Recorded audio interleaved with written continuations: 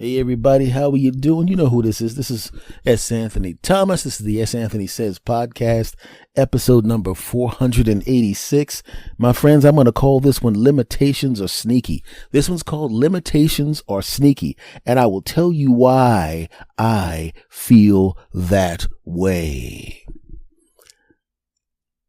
I'm a middle-aged guy now, and I'm in pretty good health, pretty good shape. I'm going to the gym and all of that kind of stuff. But I do know that I have limitations, right? Because when you get to the age that I am, you could do everything that you could do when you were younger. And when you do the thing, you're pretty much as effective as you were when you were younger. You just can't do the stuff as many times, or you need more recovery time after you do the thing. Right? So you go out and you help your young relative move some stuff, lift some stuff, fix some stuff, and they give you a high five. Man, you still got it. And you're like, ha ha, that's right, I still got it. And then he just walks to his car and drives home, and then you go back to your house. You're driving home, and halfway home, your back says, guess what, man? You don't still got it. Because limitations are sneaky, man. Limitations are like a pickpocket or a mugger in an alley. Limitations when you get older. Like I said, a pickpocket or a mugger in an alley, because if somebody picks your pocket, the whole idea behind the pickpocket is to take the stuff from you and have you not realize that the stuff has been taken from you. I've seen pickpockets in news things where they literally take your wallet, pull the money out of your wallet, and then put the wallet back in your pocket because they don't want to get caught with your license. They're going, he ain't going to do anything but cut off the credit cards, but he can't cut off this $200 I took out of his wallet. And you're driving around, walking around, and you still, you don't notice that the wallet has been taken out and put back. That's the whole idea behind the pickpocket, right? And then all of a sudden you put the $200 in your pocket because you want to buy something, and the $200 would cover the cost plus the tax. You get up to the counter, you pull up your wallet, you open up your wallet, then the money is not there. Oh no. And you're going, I'm pretty sure I put the money in there. You start thinking that you didn't put the money in there. And then you go, you pay for it with the credit card, and you go home and you figure, well, the money must still be on my desk. Obviously, I made a mistake. No big deal. You go back, you look at your desk, and you realize the money's not on your desk. And if the money's not on your desk and no one's been in your house, wait a second. When I was waiting for my car, a guy bumped into me. And then somebody bumped into me again about 15 seconds later. But did the guy just take the money? I mean, a pickpocket would just take the wallet, right? But no, you realize you got pickpocketed. You didn't realize the money was gone, even though the was gone.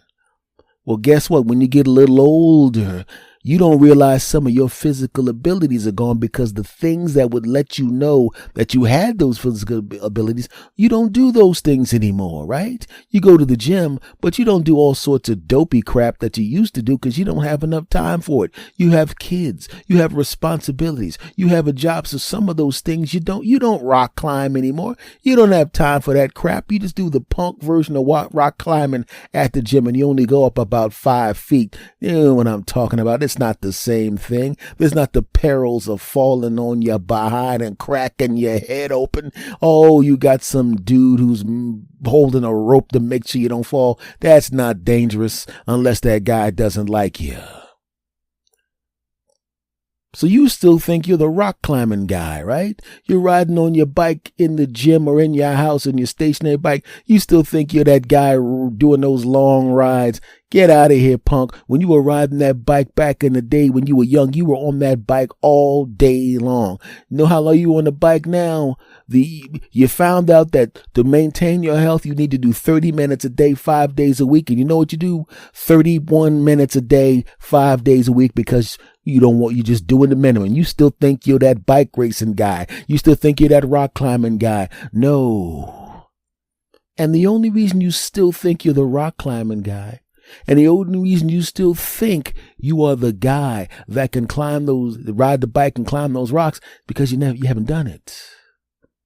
And then one day you tell everybody how great you were on the bike. You get on that bike and you're doing good for the first 30 minutes because you do 30 minutes at the gym. You still think that you're just warming up at the 30 minutes, keeping yourself in shape. But this ride is 3 hours. Ooh. And 37 minutes in, ooh, your butt starts to hurt, your back starts to hurt, and your lungs start telling you, hey, buddy, you're not 24 anymore. You see that slight gut you got? That means that you're not in the kind of shape you think. Slow down, punk. In fact, pull over. There's a Starbucks. Go to the Starbucks, catch a cab, meet him at the finish line. That's all I'm saying. You got to do the rock climbing thing. You start climbing up, you get about 7 feet up, and your hands are going, hey, man, we only go up 5 feet in the gym, and there's no dude standing down there holding a rope. Are you crazy? Get off these rocks, punk. You realize you had a limitation.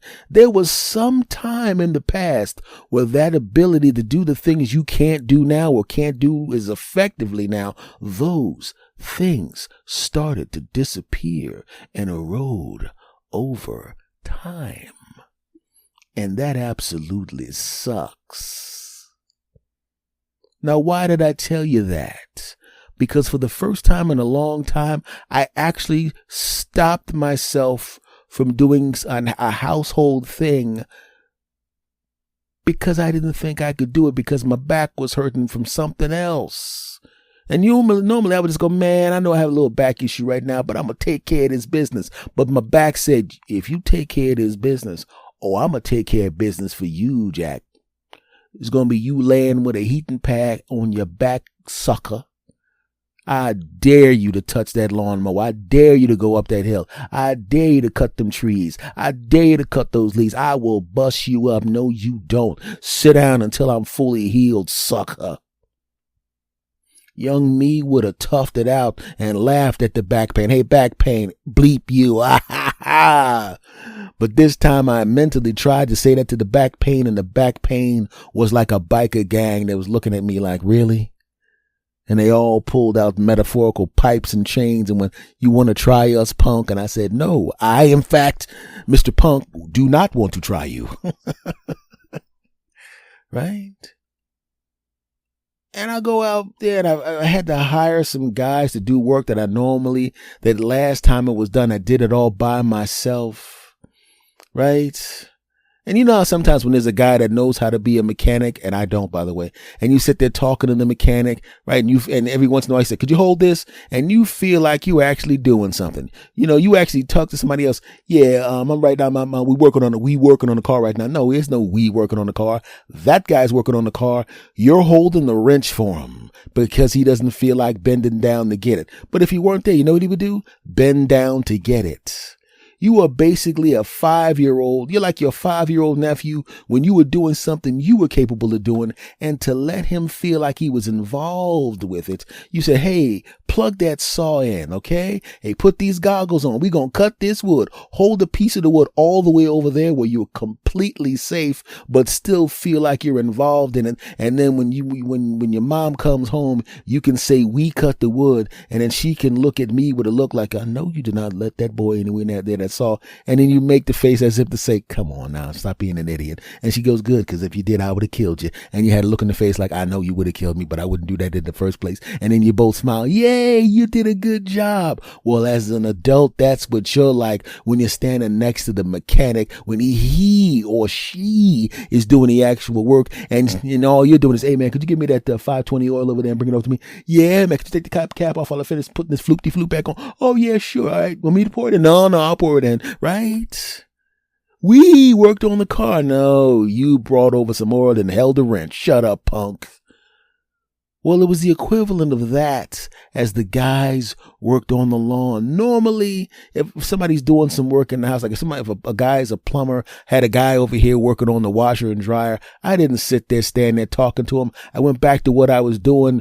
And then when he was finished, he came, Mr. Thomas, I paid him, shook his hand, and then he left.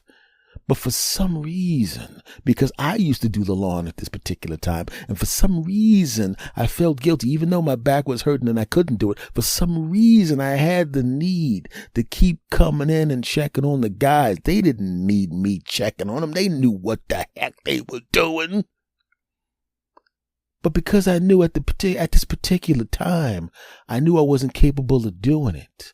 And they were looking at me. And if you're looking at me, you're going, well, this guy's strong enough to do this stuff. What the heck? And I had to explain to them about my back. And then they would, oh, okay. And the way they would,